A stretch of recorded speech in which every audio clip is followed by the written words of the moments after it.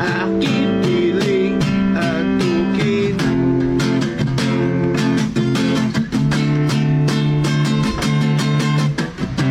Kukupin na lang kita. Sorry, wala ka nang magagawa. Mahalin mo na lang ako na sobra-sobra. Para patas naman tayo, diba? Sasalubungin natin ang kinabukasan nang walang takot at walang pangamba.